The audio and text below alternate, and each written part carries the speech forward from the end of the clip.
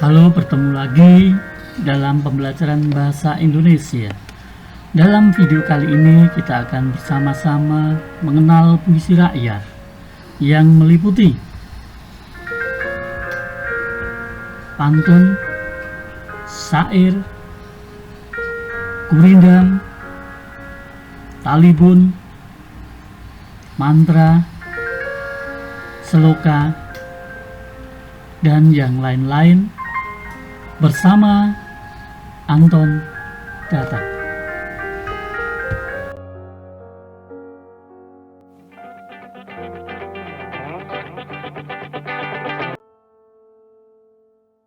Nah, apa itu puisi rakyat? Puisi rakyat merupakan warisan budaya leluhur yang penuh dengan nilai-nilai luhur. Puisi rakyat berkembang pada masa lampau dari mulut ke mulut dan tidak diketahui nama pengarangnya atau istilahnya anonim.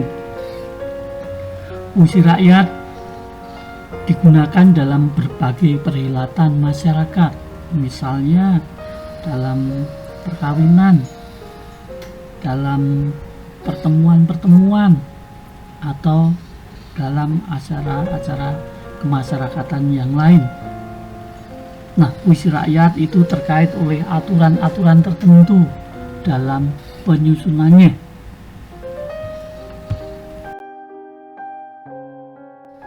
Beberapa aturan yang mengikat puisi rakyat tersebut meliputi 1.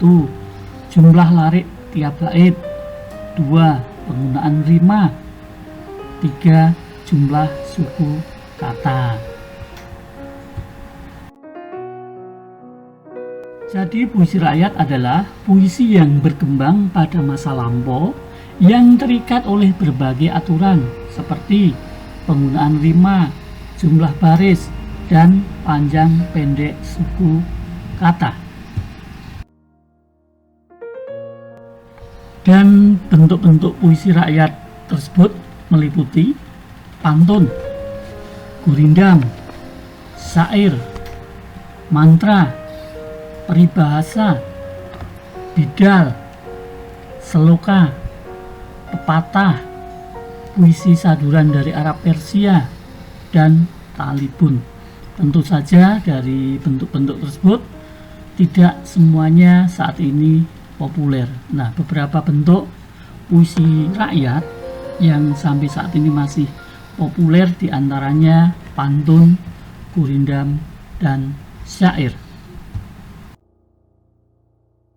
Sekarang mari kita cermati satu persatu bentuk-bentuk puisi rakyat tersebut. Yang pertama, pantun. Pantun merupakan bentuk sastra Melayu yang sampai saat ini masih populer di kalangan masyarakat.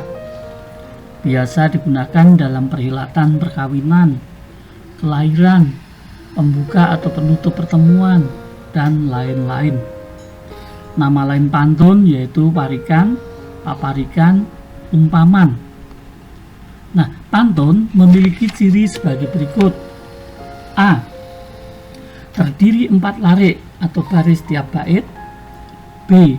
Baris pertama dan kedua disebut sambiran, dan baris ketiga dan 4 disebut isi. C. Memiliki rumus sajak atau rima AB-AB atau AA-AA.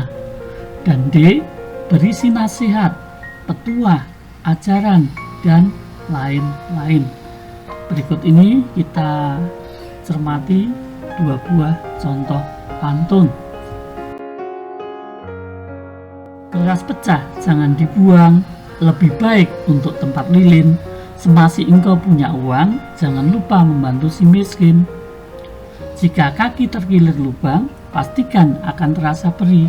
Jika hendak membantu orang, janganlah mengharap pamrih. Di situ ada 2 buah pantun yang mana terdiri dari 2 bait. Ya, ada 2 bait pantun dan tiap baitnya terdiri dari 4 baris. Baris pertama, kedua disebut sambiran, baris ketiga, 4 disebut isi. Nah, kemudian pada akhir baris pertama dan ketiga terdapat rima yang sama Begitupun dengan baris kedua dan keempat memiliki rima yang sama. Puisi rakyat berikutnya yang kedua yaitu Gurindam. Gurindam merupakan bentuk puisi lama yang berasal dari bahasa Tamil India, yaitu Kirindam yang artinya mula-mula. Gurindam dipengaruhi budaya Hindu. Gurindam memiliki ciri sebagai berikut. A. Terdiri 2 baris tiap bait. B. Jumlah suku kata tiap baris antara 10 sampai 14 suku kata. C. Tiap baris memiliki hubungan sebab akibat. D. Bersajak AA, BB, CC. E. Isi Gurindam pada baris kedua. F. Berisi nasihat, filosofi hidup, atau kata mutiara.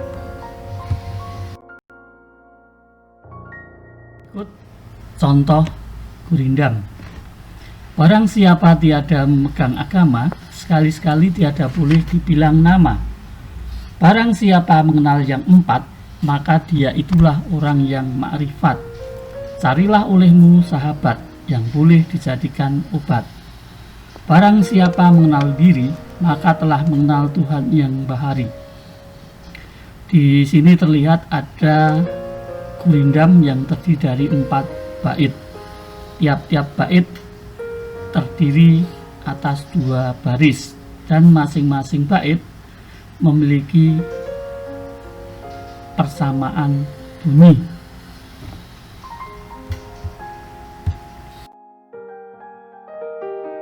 Jenis puisi rakyat yang ketiga yaitu syair. Syair merupakan bentuk puisi lama yang memiliki ciri sebagai berikut. A. Setiap bait terdiri 4 baris. B. Tiap baris terdiri 8 sampai dengan 14 suku kata. C. Bersajak AA. D. Baris dalam syair semuanya berupa isi. E. Menggunakan bahasa kiasan. F. Berisi nasihat, petuah, dongeng, atau cerita. G. Baris-baris dalam syair membentuk rangkaian cerita atau kisah. Contoh sebuah syair. Hai muda arif budiman, hasilkan kemudi dengan pedoman, alat perahumu juga kerjakan, itulah jalan membetuli insan. Jika ananda tumbuh besar, tutur dan kata janganlah kasar, janganlah seperti orang sasar, banyaklah orang menaruh gusar. Tutur yang manis anak Anda tuturkan, perangai yang lembut anak Anda lakukan, hati yang sabar anak Anda tetapkan, malunya orang anak Anda pikirkan. Ini contoh sebuah syair terdiri dari 3 bait, masing-masing bait terdiri dari 4 baris dengan baris-baris dalam satu bait memiliki persamaan bunyi.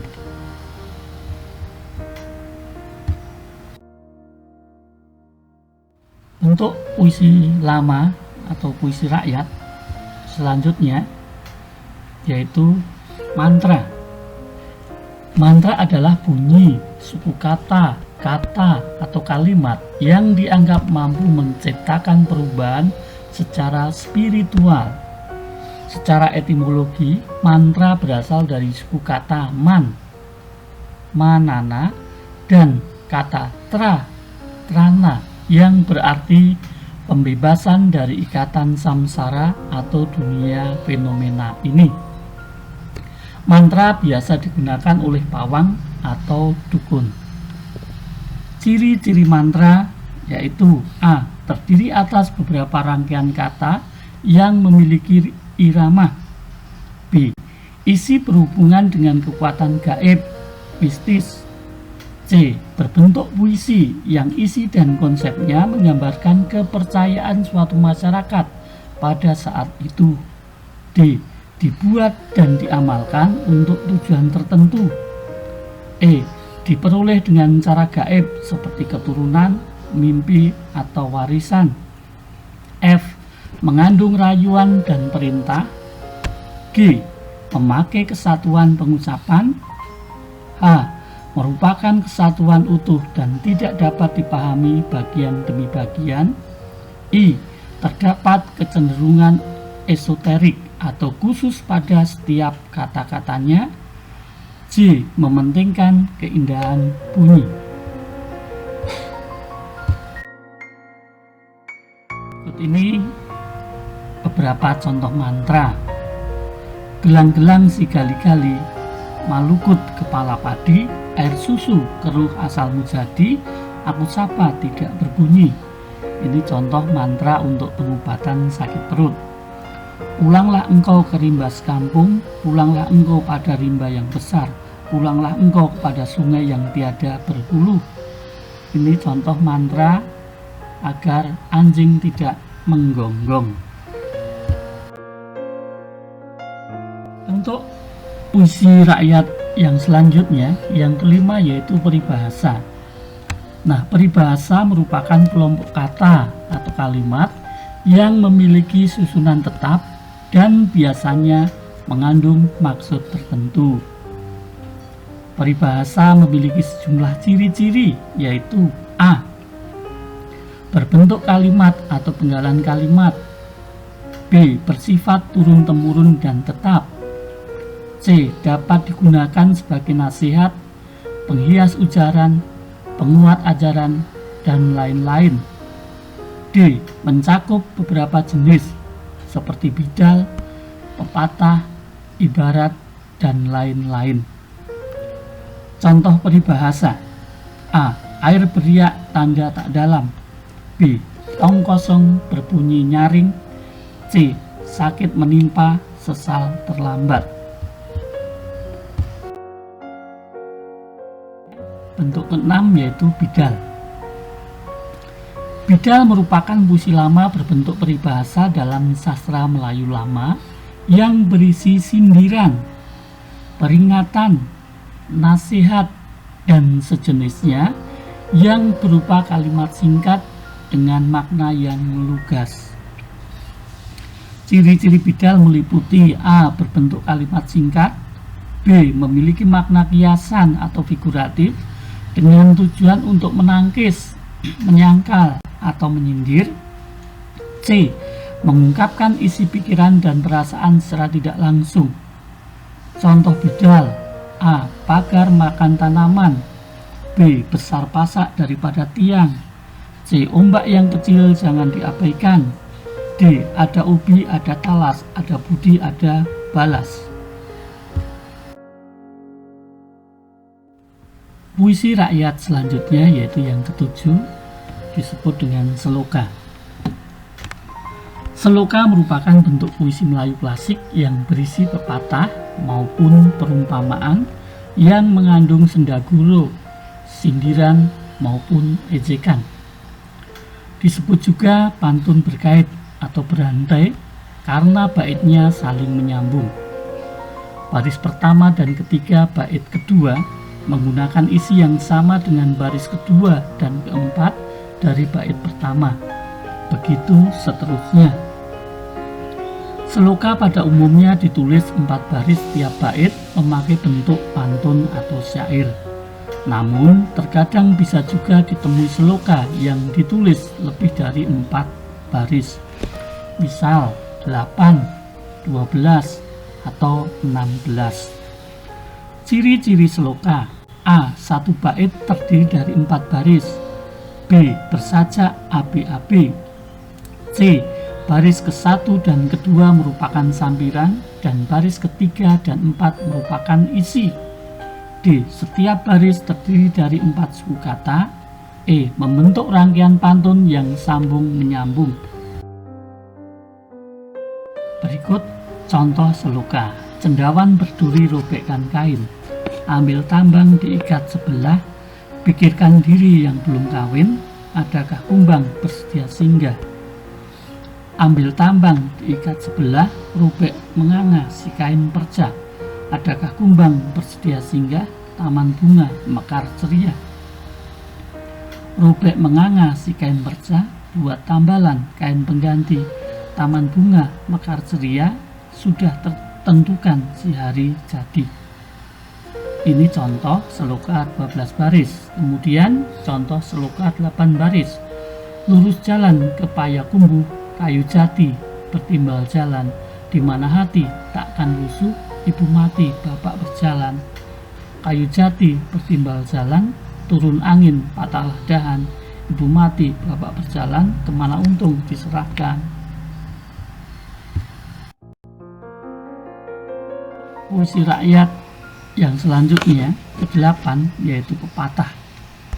Pepatah merupakan salah satu jenis peribahasa yang memiliki kandungan ajaran atau nasihat dari para orang tua, dan biasanya peribahasa tersebut dipakai untuk bisa mematahkan lawan bicara. Contoh pepatah: A. Bagai bumi dengan langit. B. Bagai kejatuhan bulan. C. Biar lambat asal selamat.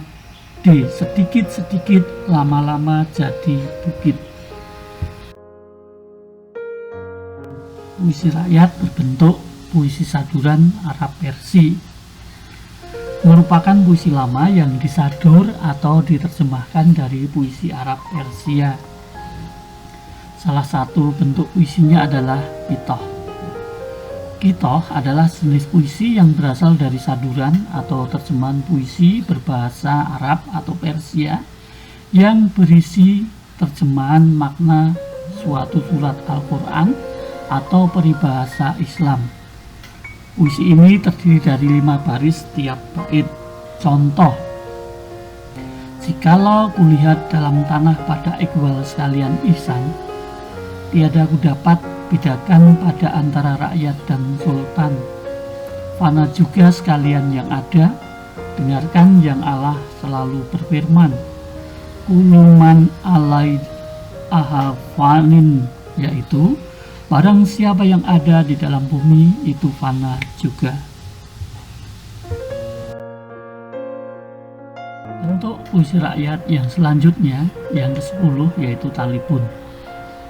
Talipun merupakan salah satu jenis puisi lama seperti pantun karena mempunyai sampiran dan isi dengan jumlah baris tiap bait lebih dari 4, misalnya 6, 8, atau 10. Pembagian baris sampiran dan baris isi ditentukan oleh jumlah baris keseluruhan, kemudian dibagi menjadi 2. Talipun sering disebut pantun panjang yang pengulangan katanya sampai 6 larik atau 8 larik seuntai.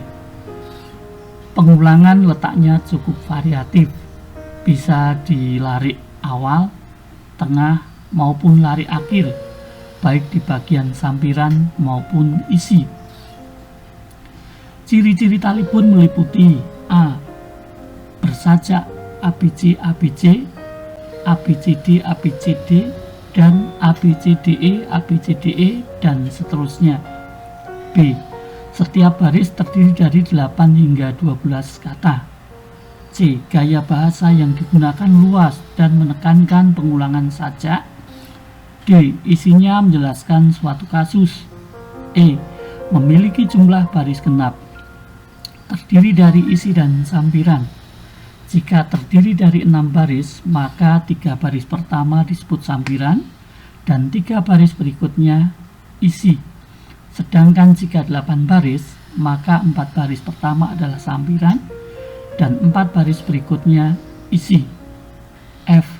Kalimat pertama sampiran dan kalimat kedua sampiran, yang ketiga dan kalimat sampiran berikutnya harus saling berhubungan dan tidak bertentangan atau tidak ada hubungan. G. Sampiran pada talipun dalam bentuk perumpamaan sebagai ungkapan pendukung dalam menyampaikan isi. Berikut ini contoh talipun terdiri dari 10 baris. Yang pertama, berlayar menuju laut dengan kapal layar. Di laut saat cuaca cerah, tangkap ikan dengan jaring. Dijual ke pasar untuk mendapat untung. Sebagai bagian dari profesi kerja, hidup di dunia hanya singkat. Jangan lupa untuk beribadah sesuai dengan kepercayaan dan agama. Dan jangan lupa untuk membantu orang lain untuk menghindari siksaan neraka. Yang kedua, Hujan di bulan bukan hanya tidak bisa dipahami, memerah pipi tidak bisa menjadi referensi, hujan di bumi tidak pernah datang. Taburkan api dengan garam untuk memprovokasi awan keputihan. Saudara itu datang dengan gembira untuk adik laki-laki yang sembrono. Tolong jangan berbohong sayang, dia cukup adik untuk sedih. Bawa adikmu pergi dari rasa sakit. Nah, itu tadi beberapa contoh bentuk-bentuk puisi rakyat dan juga pembahasannya sekilas.